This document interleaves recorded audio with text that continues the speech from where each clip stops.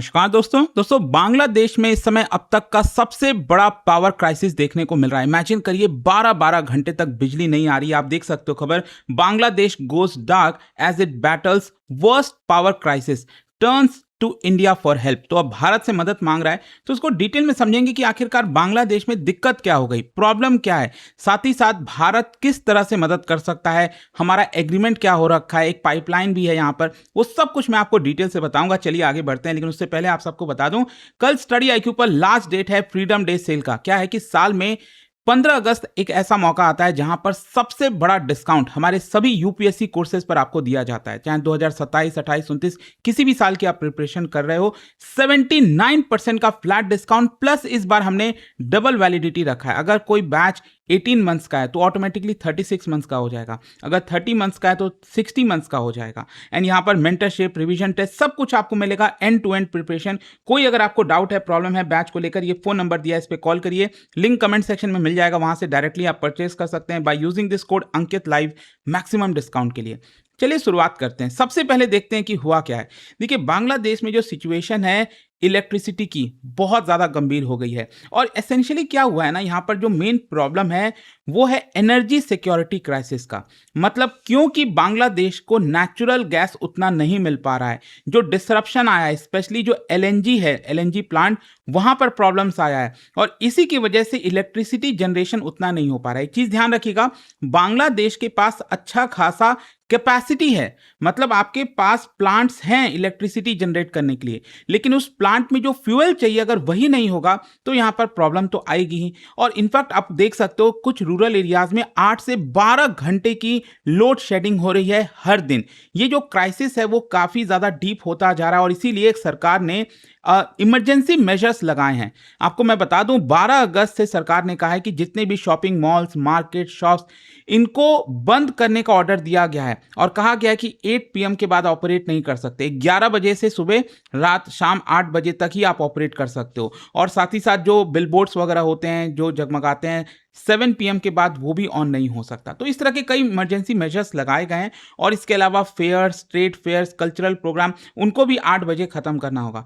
And मैं आपको बता दूं, ये पहला राउंड नहीं है, ये दूसरा राउंड ऑफ रेस्ट्रिक्शंस है। इसके पहले यहाँ पर 9 बजे तक ओपन करने की अनुमति थी, अब लगातार इसको कम किया जा रहा है। अच्छा, ये इतना सीरियस कितना है, मतलब जब हम इलेक्ट्रिसिटी शॉर्टेज की बात करते हैं तो बांग्लादेश में कितनी कमी है इसकी।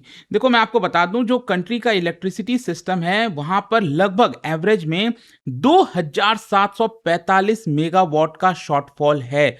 और आपको मैं बता दूं कि 6 अगस्त और 7 अगस्त को अगर आप देखोगे तो सिर्फ 335 मेगावाट का शॉर्टेज था, 740 मेगावाट का शॉर्टेज था। लेकिन उसके जस्ट बाद 2000 से ज्यादा मेगावाट का शॉर्टेज होने लग गया। मतलब लगातार सिचुएशन डिटोरिएट होती जा रही है, इंप्रूव होने के बजाय। अच्छा, रूरल एरियाज स्पेशली काफी ज्यादा हिट हुए हैं। कुछ एरियाज हैं स्पेशली जहां से इलेक्ट्रिसिटी जनरेशन वगैरह होता है, सप्लाई होता है, वहां पर आप देख सकते हो डिमांड है 8000 से 9000 मेगावाट की, लेकिन कितना रिसीव हो रहा है, सिर्फ 5000 से 6000 मेगावाट। और इसीलिए वहां पर 8 घंटे, 10 घंटे, 12-12 घंटे तक बिजली नहीं आ रही है। इसमें सबसे बड़ा प्रॉब्लम क्या है? सबसे बड़ा प्रॉब्लम है नेचुरल गैस। बांग्लादेश की जो इलेक्ट्रिसिटी सिस्टम है वो काफी डिपेंडेंट है नेचुरल गैस के ऊपर, क्योंकि आप इलेक्ट्रिसिटी जनरेशन तो कई तरीके से कर सकते हैं, डीजल से कर सकते हैं, बहुत तरीका होता है, लेकिन बांग्लादेश नेचुरल गैस के ऊपर काफी डिपेंडेंट है। एंड गैस एक फ्यूल की तरह काम करता है बांग्लादेश के पावर प्लांट में। और यहां पर आप सोचिए, अगर गैस नहीं होगा तो जाहिर सी बात है पावर जनरेशन कम होगा, इलेक्ट्रिसिटी डेफिसिट होगा, और इसीलिए लोड शेडिंग देखने को मिल रही है।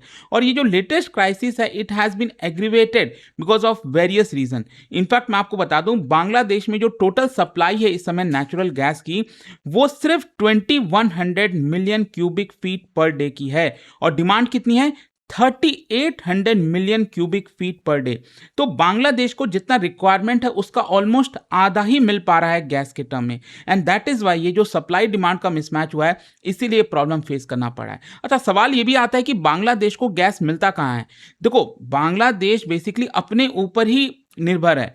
उसके पास कई सारे डोमेस्टिक नेचुरल गैस फील्ड हैं और वहीं से वो जनरेट करता है, जो नेचुरल गैस वगैरह एक्सट्रैक्ट करता है, लेकिन उसमें भी काफ़ी कमी आ गई है। ये लगातार प्रोडक्शन गिरता जा रहा है नेचुरल गैस का और आज के डेट में आप देख सकते हो डोमेस्टिक गैस का जो प्रोडक्शन है वो 1630 million cubic feet per day है। और जाहिर सी बात है, अगर आपको अचानक से गैस चाहिए तो ऐसा तो है नहीं कि रातों रात आप नए फील्ड्स जो है तलाश लोगे और वहां से एक्सट्रैक्ट करने लग जाओगे। इसमें कई वर्ष लग जाते हैं यहाँ पर नए गैस फील्ड को देखने में, तो इसमें एक बड़ी प्रॉब्लम आ रही है। दूसरा क्या है कि जो भी शॉर्टेजेस होता है बांग्लादेश को वो इंपोर्ट कराता है। अब इंपोर्ट में प्रॉब्लम क्या है ना, देखो वैसे तो वेस्ट एशिया में वॉर वगैरह चल रहा है। अब जब आप इंपोर्ट कराते हो तो आप गैस के फॉर्म में नहीं कराते हो, आप कराते हो लिक्विड फॉर्म में, जिसको हम कहते हैं एलएनजी, लिक्विफाइड नेचुरल गैस। तो जब सपोज कतर अगर बांग्लादेश को गैस भेज रहा है तो उसको लिक्विड में कन्वर्ट करेगा और तब वो बांग्लादेश पहुंचेगा लिक्विड फॉर्म में। अब बांग्लादेश क्या करता है, उसको पोर्ट पर जो floating liquefied natural gas plant है उसको गैस में कन्वर्ट करते हैं और तब देश के अलग अलग हिस्से में सप्लाई करते हैं। तो यहाँ पर क्या है ना कि बांग्लादेश को इस समय जो 2 फ्लोटिंग एलएनजी टर्मिनल है जहाँ से लिक्विड से गैस में कन्वर्ट किया जा रहा है, उसमें भी दिक्कत आ गई है। सिर्फ 410 million cubic feet per day का ही सप्लाई हो पा रहा है। और इसका कारण मैं आपको बताता हूँ, रिसेंटली बांग्लादेश की एक मेजर जो एलएनजी टर्मिनल है वहाँ पर एक्सीडेंट हुआ था, जिसकी वजह से पूरा प्लांट जो है शट डाउन करना पड़ गया था और उसको पार्शियली अभी रिसेंटली ओपन किया गया। लेकिन अगेन वही प्रॉब्लम आ जा रही है ना कि आपके पास एलएनजी पहुंच तो रहा है लेकिन आप उसको सही से इस्तेमाल नहीं कर पा रहे हो, क्योंकि आपके पास वो जो प्लांट चाहिए लिक्विड से गैस में कन्वर्ट करने के लिए वो उसमें कमी आ गई, उसमें प्रॉब्लम आ रही है। तो सबसे पहला शॉक तो बांग्लादेश को इससे लगा। फिर दूसरा शॉक मैं आपको बताता हूं, it is because of bad weather. अब आप कहेंगे बैड वेदर का इससे क्या लेना देना। सपोज कतर से गैस एलएनजी जो है वो चलता है, निकलता है और आपका बांग्लादेश पहुंचता है। अब बे ऑफ बंगाल में क्या है ना, वेदर काफी खराब हो गया है, तो शिप से एलएनजी को अनलोड करना बांग्लादेश में, उसमें परेशानी आ रही है। तो एलएनजी पहुंच तो चुका है लेकिन उसको उसकी अनलोडिंग करने में दिक्कत आ रही है। तो अगेन ये दूसरा शॉक लग गया, जिसकी वजह से बांग्लादेश को गैस की सप्लाई नहीं हो पा रही। अब क्वेश्चन ये आता है कि बांग्लादेश क्या बाकी के सोर्सेस से इलेक्ट्रिसिटी जनरेट नहीं कर सकता? बिल्कुल कर सकता है, चाहे वो कोयला है, diesel, oil, gas, renewable, imported electricity. लेकिन आप ये सारी चीजें रातों रात नहीं कर सकते ना। अगर मान लो कोई गैस वाला पावर प्लांट है जिसमें नेचुरल गैस ही लगता है एज अ फ्यूल, आप उसको तुरंत तो चेंज नहीं कर सकते। सपोज ऐसा तो कह नहीं सकते कि मैं डीजल डालूंगा और उससे इलेक्ट्रिसिटी जनरेट हो जाएगा। पूरा का पूरा सिस्टम चेंज करना पड़ेगा और उसमें काफ़ी लंबा समय लग जाता है, खर्चा भी काफ़ी आता है। तो इसी की वजह से ये प्रॉब्लम आ रही है। अच्छा, इस क्राइसिस की वजह से बांग्लादेश में सोशल टेंशन काफ़ी बढ़ता जा रहा है, क्योंकि जाहिर सी बात है लोगों को अगर 8-8, 10-10 घंटे बिजली नहीं मिलेगी तो समाज में एंगर बढ़ेगा, पॉलिटिकल हो जाएगा मुद्दा। और कुछ जो इलेक्ट्रिसिटी सब स्टेशन हैं, ऑफिसेज हैं, वहाँ पर तो लोगों ने अटैक भी कर दिया। लोगों का गुस्सा बढ़ता जा रहा है लगातार। और यहाँ पर यह कहा गया है कि पुलिस सुरक्षा दे रही है, जो ऑफिसेज हैं, ग्रिड्स हैं, पुलिस को तैनाती करना पड़ गया ताकि लोग वहाँ पर अटैक ना करें। खैर, इसका इम्पैक्ट बांग्लादेश की जो सबसे बड़ी इंडस्ट्री है गारमेंट इंडस्ट्री, उसके ऊपर देखने को मिलेगा। और गारमेंट इंडस्ट्री बांग्लादेश के लिए कितनी इंपॉर्टेंट है शायद मुझे बताने की ज़रूरत नहीं है। सबसे ज़्यादा एक्सपोर्ट्स के थ्रू जरूर रेवेन्यू है, जितने भी फॉरेन करेंसीज में जो आपको मिलता है एक्सपोर्ट करके, तो वो सारी चीज़ें नहीं हो पाएंगी, क्योंकि फैक्ट्रीज अल्टीमेटली चलेंगी तो बिजली से। अगर बिजली ढंग से नहीं मिल पाएगा तो ये सारे प्रॉब्लम्स आएंगे, कॉस्ट बढ़ जाएगा, एक्सपोर्ट डेडलाइन मीट नहीं हो पाएगा। तो बड़ा झटका लगेगा बांग्लादेश को इलेक्ट्रिसिटी शॉर्टेजेस की वजह से। अब क्वेश्चन ये आता है कि बांग्लादेश भारत से क्या हेल्प चाह रहा है। इनफैक्ट अगर आप देखोगे सरप्राइजिंगली बांग्लादेश चाहता है कि भारत उसको डीजल सप्लाई करे। बांग्लादेश के जो एनर्जी मिनिस्टर हैं इकबाल हसन मोहम्मद, उन्होंने रिक्वेस्ट किया भारत के जो हाई कमिश्नर हैं, आपको पता ही होगा दिनेश त्रिवेदी, जिनको कैबिनेट रैंक भी दिया गया भारत के द्वारा, उनको यहां पर रिक्वेस्ट किया बांग्लादेश ने और कहा कि आप प्लीज हमें पाइपलाइन के थ्रू जो डीजल है उसकी सप्लाई करिए। अब सवाल यह है कि कौन सा पाइपलाइन।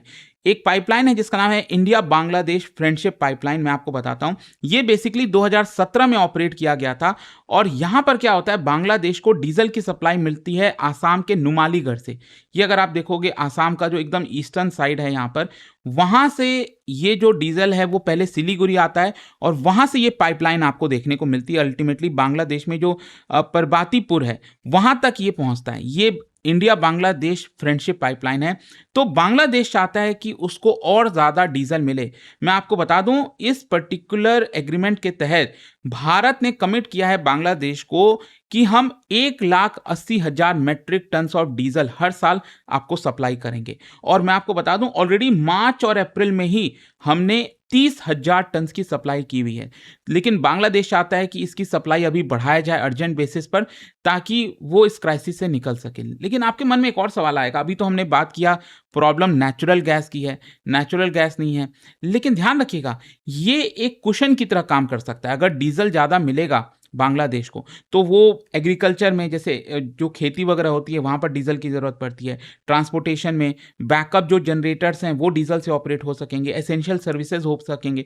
तो यहाँ पर डीजल काम आ सकता है। तो कहीं ना कहीं इससे थोड़ा राहत मिल सकती है बांग्लादेश को। तो ये चीज़ है। अच्छा, ये जियोपॉलिटिकली इतना इंपॉर्टेंट इसलिए हो जाता है क्योंकि आप सब जान ही रहे हैं, पिछले 2-3 वर्षों से बांग्लादेश और भारत के रिलेशंस काफ़ी डिटोरिएट हुए। स्पेशली शेख हसीना को जब वहाँ से भगाया गया, भारत आई, और बांग्लादेश तब से भारत से रिक्वेस्ट कर रहा है कि आप एक्स्ट्राडाइट करिए शेख हसीना को, बांग्लादेश भेजिए। वैसे तो शेख हसीना ने बोल ही दिया है वो इस साल दिसंबर में वापस लौट रही हैं, चाहे उनको फांसी पे लटका दिया जाए, कुछ हो जाए, लेकिन वो लौटेंगी। अब देखते हैं उसमें क्या होता है अल्टीमेटली। लेकिन एक चीज़ ध्यान रखिएगा, भारत बांग्लादेश को सिर्फ डीजल सप्लाई नहीं करता, हम इनफैक्ट इलेक्ट्रिसिटी भी सप्लाई करते हैं। अगर आपको पता हो, त्रिपुरा से काफ़ी सारा इलेक्ट्रिसिटी बांग्लादेश को सप्लाई होता है। और सिर्फ यही नहीं, आपको पता ही होगा, काफ़ी लंबे समय से एक विवाद चल रहा था, अडानी का गोडा पावर प्रोजेक्ट है झारखंड में, वहाँ पर इलेक्ट्रिसिटी जनरेट होता है, वहाँ पर जो कोयला वाला प्लांट है, और ये कोयला बेसिकली ऑस्ट्रेलिया से आता है। अगेन इसको लेकर काफ़ी इश्यूज चल रहे थे। तो ये जो पावर प्लांट है, वहाँ से बांग्लादेश इलेक्ट्रिसिटी जाता है। तो भारत और बांग्लादेश का relation it's not just about कि हम डीजल ऐसा कुछ सप्लाई करें। डीजल के अलावा जो रीजनल एनर्जी इंफ्रास्ट्रक्चर है, इलेक्ट्रिसिटी डायरेक्टली सप्लाई करना हुआ, वो सारी चीज़ें भी भारत यहाँ पर कर रहा है। अब देखते हैं आगे इसको लेकर क्या होता है, क्या भारत बांग्लादेश को और डीजल सप्लाई करता है, नहीं करेगा। बट आई होप कि ये जो सिचुएशन है वो आपको अच्छे से समझ में आ गई होगी। और जाने से पहले एक बहुत ही इंपॉर्टेंट क्वेश्चन यहाँ पर, बांग्लादेश में अक्सर वहाँ की जो ज्योग्राफी है, वहाँ पर एक टर्म इस्तेमाल होता है हाओर। वो क्या है एग्जैक्टली? ये 4 स्टेटमेंट दिए गए हैं और इसका जो राइट आंसर आप सब जानते हैं, मेरे इंस्टाग्राम पर तो मिलेगा ही, वहां पर अगर आप नहीं हो कोई बात नहीं, टेलीग्राम से ले सकते हैं इसका सही उत्तर। और दोस्तों, जैसा मैंने आपको बताया, कल लास्ट डेट है स्टडी IQ पर फ्रीडम डे सेल का, एक ऐसा बैच जिसमें आपको कंप्लीट प्रिपरेशन मिलती है और साल में एक ऐसा मौका आता है 15 अगस्त का, जहां पर सबसे ज्यादा डिस्काउंट आपको मिलता है। तो don't miss this, 79% flat discount plus double validity, mentorship, test series, सब कुछ आपको मिलेगा। कोई भी डाउट है, प्रॉब्लम है बैच को लेकर, ये फोन नंबर दिया, इस पे कॉल करिए, यूज करिए कोड अंकित लाइव मैक्सिमम डिस्काउंट के लिए। स्टडी IQ IAS, आपका सिलेक्शन हमारा मिशन।